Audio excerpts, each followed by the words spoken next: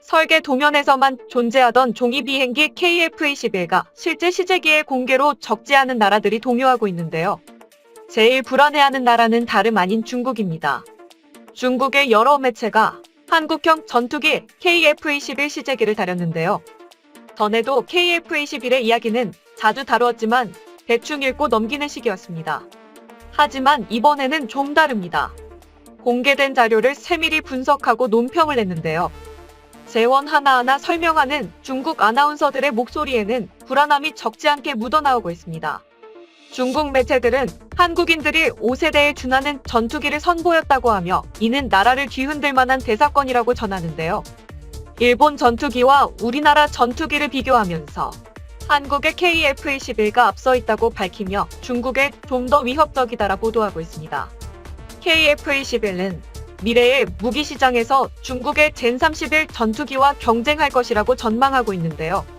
중국 매체들은 KF-21 시제기의 영상을 보면서 우리나라의 우수한 스텔스 설계에 놀라고 있습니다. 또한 공개된 사진이 더자 장착 마운트와 여러 가지 KF-21의 구조에 대해서 예상하고 있습니다. 특히 KF-21 시제기의 조립 과정에서 아래쪽 배 부분 빈 공간에 엄청난 관심을 보이는데요. 탄약을 수납하는 공간으로 생각하고 있지만 이것이 내부 무장창일 수도 있다고 우려하고 있습니다. 이는 기체의 돌출 부위를 최소화하여 레이더 전파의 반사 면적을 최소화하는 스텔스기의 핵심이라고 볼 수 있습니다. 현재 중국의 젠20과 젠31도 스텔스 설계를 따르면서 내부 무장창을 탑재하였는데요. 매den 차내 전투기라 그런지 적군의 탐지가 되는 등 성능 면에서 취약한 상황이죠. 자신들도 제대로 못 만드는데 우리나라가 공개한 시제기의 5세대 스텔스기의 필수라고 할 수 있는 내부 무장창 같은 것이 보이니 많이 조급해하면서 한국을 인정하기 싫은 듯 내부 무장창이 한창 공간임을 강조하며 내부 무장창 공간의 활용 정보에 대해 공식 발표가 없으니 내부 기름 탱크로 개조될 것이라고 말하고 있습니다. 이는 공간 낭비로 몰아가며 전투기의 공간 낭비는 범죄라 치부 한국 전투기 설계자를 비판하기에 이르렀습니다. 하지만 이는 중국의 낮은 자존감을 드러내는 것밖에 되지 않는데요. 그 근거로 우리 KF-21가 비록 완벽한 5세대 스텔스 전투기는 아니지만 연구 개발의 위험성을 줄이고 좀 더 빠른 생산과 전력화를 위해 4.5세대 스텔스기로 제작됨에도 스텔스 설계 외형이 우수하며 이는 다음에 개발될 전투기에는 5세대 스텔스급 성능을 가질 것으로 예상되고 있습니다. 그리고 KF-21의 개발이 완료되면 우리나라는 총 2종의 스텔스 전투기를 보유하게 되는데요. 미국에서 수입해오는 F-35와 KF-21가 그것입니다. 이들은 러시아인들도 할 수 없는 일을 한국이 해냈다며 우려 섞인 내용을 보도했습니다. 그러면서도 중국은 KF-21의 국산화율과 4.5세대 스텔스기라는 등 수치에 목맵니다. 68%의 국산화율이라는 수치의 엔진과 레이더, 전자전장비 등 주요 부품은 미국이나 해외에서 공수해온다며 비아냥대고 있는데요. 4.5세대 스텔스 설계인 KF-21가 5세대 스텔스 전투기 F-35나 F-22 젠20보다 한참 못 미친다고 전하고 있습니다.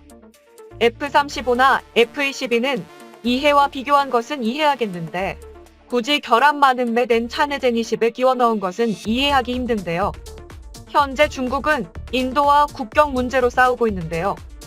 인도 공군의 주력 러시아제 수호이 30MKI에 탑재한 고성능 레이더가 중국 스텔스 전투기 젠20을 추적 탐지할 수 있는 것을 나타났다고 군사 뉴스 사이트 인디언 디펜스 리서치 윙이 보도했습니다. 수호이 30MKI는 인도 국경에 배치된 젠20이 최근 티베트 산악지대에서 젠11 전투기모의 공중전을 실시할 때 행적을 감시했는데요. 수호이 30MKI는 인도 영공 안에서 레이더를 사용해 제20의 훈련 상황을 면밀히 파악할 수 있었다고 합니다. 이에 인도 공군 아루프사하 사령관은 수호이 30 레이더로 젠20 등 중국 전투기를 모두 볼 수 있다. 중국 신형기 젠20은 스텔스 기능이 전혀 없는 일반 전투기와 비교하여 RCS, 즉 레이더 반사 면적이 별반 차이 없다. 그렇게 높은 스텔스 성능을 지니지 않았다고 밝혔죠. 그리고 샤아 사령관은 중국의 신형 스텔스기 등을 탐지하는데 그리 특별한 기술이 필요하지 않다. 젠20은 통상적인 지상 레이더로도 포착된다고 지적했습니다. 또한 중국이 그렇게 자랑하는 제니10의 중국 산화가 평균을 깎아 먹고 있습니다. 제니10의 가장 큰 취약한 점은 엔진이라 할 수 있는데요. 중국은 자체적으로 엔진을 만들 능력이 없어서 러시아제 AS-31F 엔진을 장착하고 있었죠. 하지만 홍콩 사우스차이나 모닝포스트의 중국군 소식통에 따르면 중국이 제니10의 러시아제 엔진 사용을 중단하고 성능이 개선된 중국 산화된 엔진을 사용할 것이라고 보도했습니다. 이는 중국의 자발적 의사라기보다는 울며 겨자 먹기로 자체 제작 엔진을 탑재하는 것인데요. 그 이면엔 바로 러시아가 AS-31F 엔진 판매 협상 조건으로 러시아제 전투기 수호위 35 전투기를 더 많이 구매할 것을 요구한 것입니다.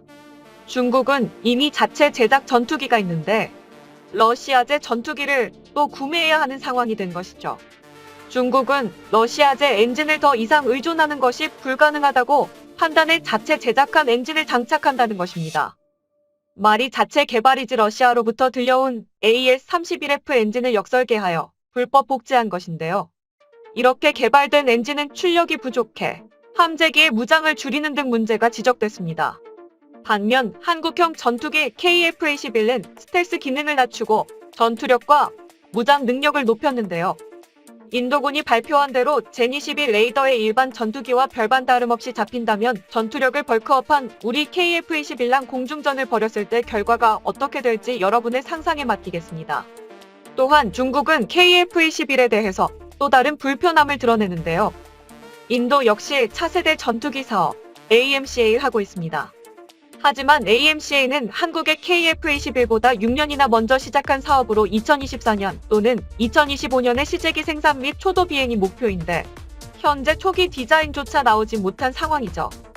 이제 분노한 인도의 13억 인구는 한국의 KF-21와 같은 미국의 F-414 엔진을 사용하는데 왜 한국보다 느린지 모르겠다고 아우성입니다. 그리하여 인도의 많은 네티즌들은 과거 인도군이 프랑스의 라팔 전투기를 도입한 것처럼 자재 제작이 늦어지면 차라리 한국 KF-21 기술을 배우고 전투기도 사오자는 반응을 보였습니다. 이런 부분이 중국을 화나게 만들었는데요. 왜냐하면 인도군 참모총장이 작년 12월 우리나라를 방문했을 때 이미 우리나라의 KF-21에 대해 이야기를 주고받았기 때문입니다. 중국 언론 매체는 한국이 이미 인도의 K-흑표전차, 방공미사일 준호세대 전투기 KF-21 해군 함정, 호위함, 항공모함 및 구축함 등 한국의 주력 무기들을 인도 측에 판매하고자 추천했다고 보도했는데요. 인도는 그 중에서도 인도의 5세대 전투기가 늦어지고 있어 인도보다 훨씬 빠른 한국의 준 5세대 전투기에 협력할 의향이 있다고 본 것이죠. 또 중국은 이미 인도가 한국의 K9 자주포를 구입하여 잘 활용하는 것을 알고 있는데요. 프랑스로부터 5세대도 아닌 4세대 전투기인 라팔을 고가로 구입하여 큰 불만이 많은 인도 정부는 가격은 싼데 성능은 비교적 좋은 4세대 한국형 전투기 KF-21을 추가 도입할 가능성이 있다고 중국은 예상하고 있는 것입니다. 또한 한국의 전문가들은 KF-21가 이미 중국의 제니10을 넘어섰다고 밝히고 있는데요. 이 상황에서 인도가 KF-21을 수입하게 된다면 인도는 KF-21로 중국의 제니10을 견제하게 되죠. 중국은 개끄러운 인도뿐만 아니라 우리나라 무기에 당했다는 소리까지 들어야 하는 상황이니 머리가 터질 것입니다. 또한 적의 적은 아군이듯 우리나라는 일본을 제외한 중국과 사이가 안 좋은 국가에 무기를 지속적으로 수출 중인데요. 대표적인 국가가 바로 필리핀입니다. 필리핀은 현재 남중국해에서 중국과 사이가 좋지 못한 상황입니다. 그런데 그런 필리핀이 자국 무기를 매댄 클리어로 도배할 예정인데요. 필리핀은 이미 우리나라로부터 최신의 호세 리잘급 호위함을 시작으로 탑재 무장 상당수를 우리나라에 의존하고 있습니다. 그도 그럴 것이 중국이 필리핀 인근 해역에서 무단으로 필리핀 군함들의 레이더 주파수 정보를 소집한 것입니다. 이에 그전까지는 필리핀 군함에는 적함의 레이더 주파수를 수집할 수 있는 전자전장비가 없었죠. 하지만 그동안 반응을 보이지 않던 필리핀 해군이 반응을 보인 것입니다. 그것이 가능했던 이유는 우리나라가 필리핀 해군에 공여한 포항급 PCC 초계함 충주함 때문인데요. 이것으로 필리핀은 우리나라 무기에 호감을 더 갖게 됐죠. 또한 우리나라 FA-50도 한몫했습니다.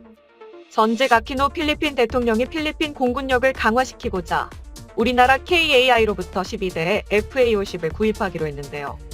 정권이 현직 로드리고 두테르테 필리핀 대통령으로 바뀌면서 이대의 FA-50을 먼저 받았죠. 당시 두테르테 대통령이 FA-50에 대해 심하게 부정적이었는데요.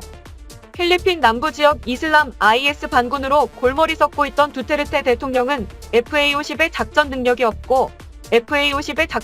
없고 그저 에어소 및 의전용으로만 본 것이죠. 하지만 두테르테 필리핀 대통령이 비난했던 FA-50이 반군 토벌 작전에 엄청난 성과를 낸 것입니다. 이에 두테르테 대통령은 FA-50과 사랑에 빠지는데요. 마저 받지 못한 10대도 빨리 달라고 졸랐습니다. 심지어 FA-50에 기반이 되는 T-50 초음속 훈련기는 미국에서 수입해갈 정도죠. 우리나라는 엄청난 가성비로 무기 시장의 입지를 넓혀가고 있는데요. 언제까지나 아시아의 맹주로 군림할 줄 알았던 중국에게는 어지러운 상황일 것입니다. 점점 한국산 무기는 중국을 조여오는 올가미가 될 것인데요. 국제 트러블 메이커 중국은 주변국과의 문제로 점점 고립을 자초하고 있어 우리나라에겐 호재입니다. 김치 공정, 한복 공정 등 중국과 감정의 골이 점점 더 깊어가는 상황에서 뻔뻔함으로 일관하는 중국 정부가 메이드 인 코리아 무기에 무릎 꿇는 날이 하루빨리 찾아왔으면 하는 바람입니다.